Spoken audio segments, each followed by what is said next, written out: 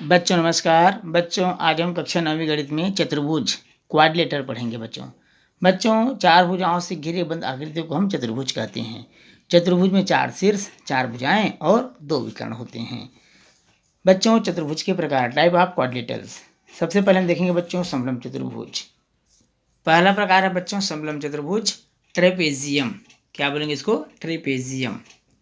वह चतुर्भुज जिसमें दो सम्मुख भुजाओं का एक युग्म समांतर हो समलंब चतुर्भुज कहलाता है। समांतर हो मतलब बच्चों देखिए ए बी और सी डी क्या है, आपस में समांतर है। ए बी समानांतर है सी डी के, तो इसमें दो सम्मुख भुजाएं हैं ए बी और सी डी, और ये दोनों युग्म जो है बच्चों समलंब है, ए समांतर है, इसलिए हम इसे कहेंगे समलंब चतुर्भुज। दो संलग्न भुजाएं समांतर हो और एक ऊंचाई हो बच्चों, ये इस तरह से दोनों भुजाओं के बीच की दूरी है, ये कहलाएगा समलंब चतुर्भुज ट्रेपेजियम। चतुर्भुज के दूसरा प्रकार में बच्चों समांतर चतुर्भुज पैरेललोग्राम। वह चतुर्भुज जिसमें सम्मुख भुजाओं के दोनों युग्म समांतर हो। सम्मुख भुजाओं के दोनों युग्म क्या हो बच्चों? समांतर हो, वो कहलाता है समांतर चतुर्भुज। यहाँ पर देखेंगे बच्चों दो युग्म जैसे कि ए बी समांतर है सी डी के, वह ए डी समांतर है किसके बच्चों? ए डी किसके समांतर होगा? बी सी के समांतर होगा, तो इसलिए यह कहलाएगा समांतर चतुर्भुज। अब हम देखते हैं बच्चों समचतुर्भुज रोम्बस। रोम्बस में बच्चों ऐसा समांतर चतुर्भुज जिसकी आसन्न भुजाएं बराबर हो।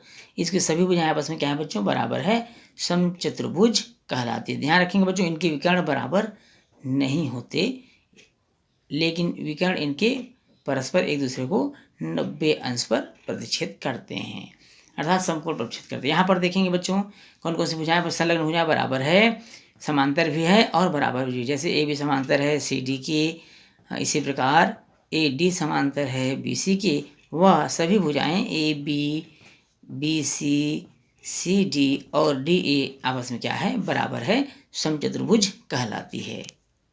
अगला प्रकार है बच्चों आयत। अगला प्रकार क्या है? आयत, रेक्टेंगल। ऐसा समांतर चतुर्भुज जिसका प्रत्येक कोण समकोण हो। प्रत्येक कोण क्या हो बच्चों?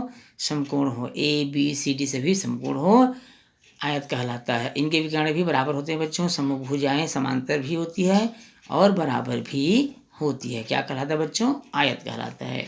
अर्थात ए बी समांतर है सी डी के, ए डी समांतर है बी सी के, वह विकर्ण ए सी बराबर बी डी, विकर्ण की लंबाइयाँ भी आपस में बराबर होती है, ये कहलाता है बच्चों आयत। क्या कहलाता है? आयत कहलाता है।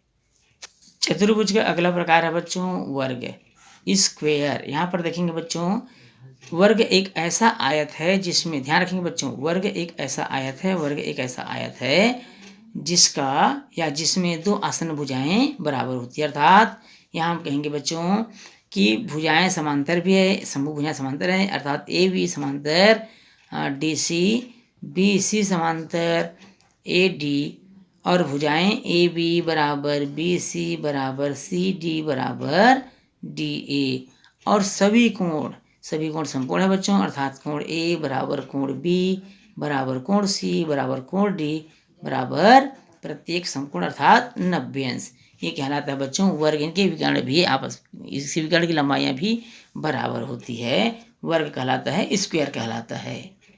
ये तो थे बच्चों चतुर्भुज के प्रकार। अब हम देखेंगे कुछ महत्वपूर्ण प्रमेयों को, तो चलते हैं पहले प्रमेय की ओर। पहला प्रमेय है बच्चों, प्रमेय है किसी चतुर्भुज के चारों अंतःकोणों का योग 360 अंश होता है। ध्यान सुनिए बच्चों प्रमेय को, किसी चतुर्भुज के चारों अंतःकोणों का योग 360 अंश होता है।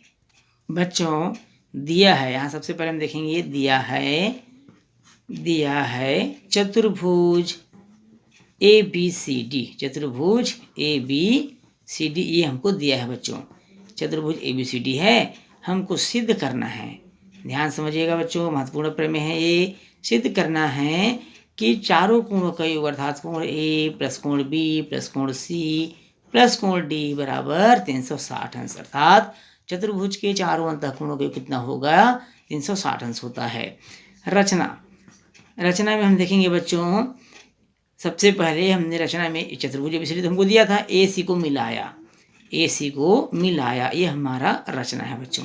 ए सी को मिलाया, ये हमारा रचना हो गया। अब हम चलते हैं बच्चों प्रमाण की ओर, उपपत्ति की ओर। उपपत्ति की ओर जाने से पहले बच्चों हम कोणों का नामकरण कर देते हैं।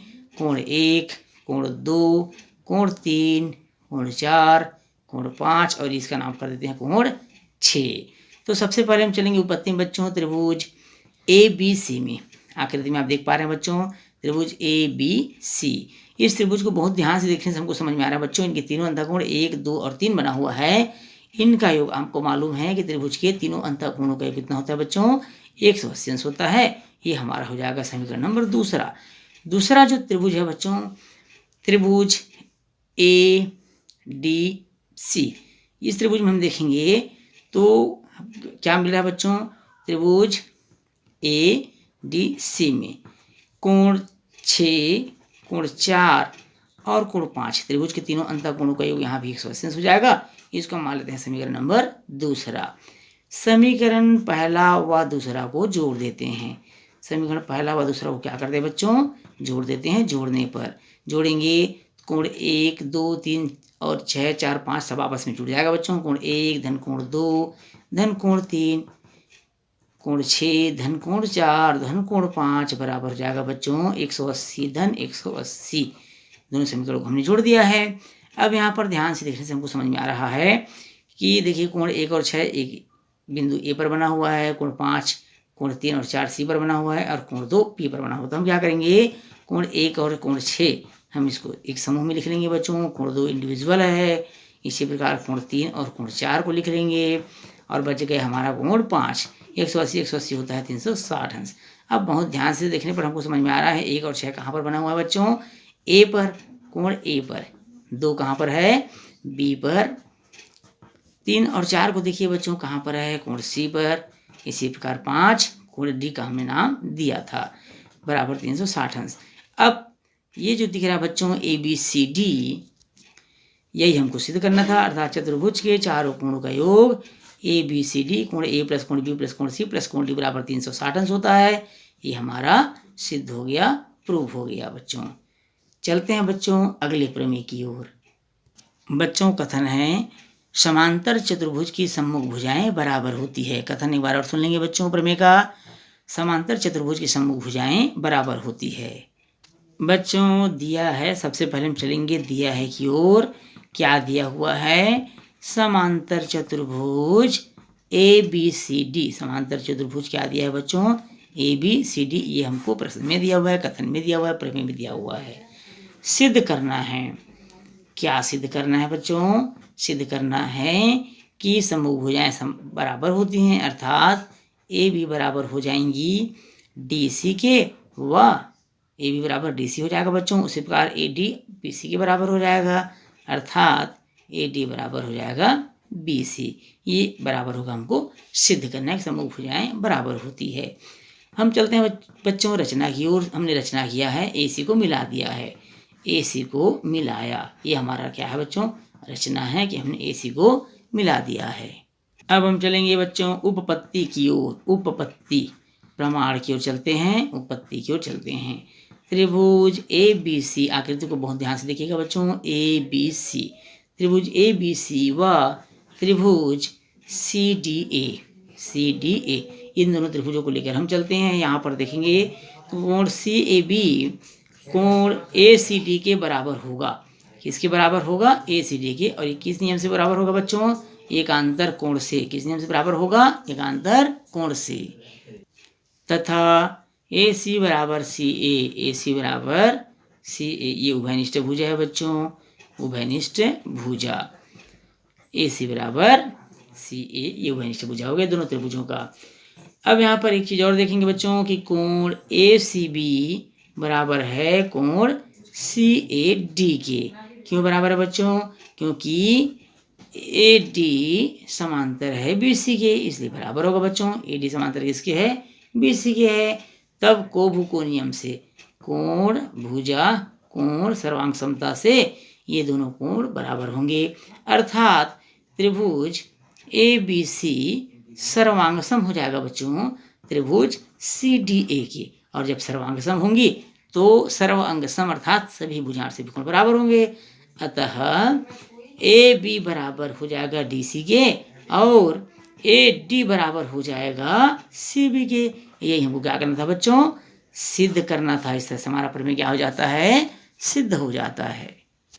बच्चों इस प्रमेय के साथ ही आज का हमारा क्लास यहीं समाप्त होता है। बच्चों यदि वीडियो अच्छा लगे हो तो वीडियो को लाइक और शेयर करिएगा। चैनल में यदि आप नए हैं तो चैनल को सब्सक्राइब करना बिल्कुल नहीं भूलिएगा।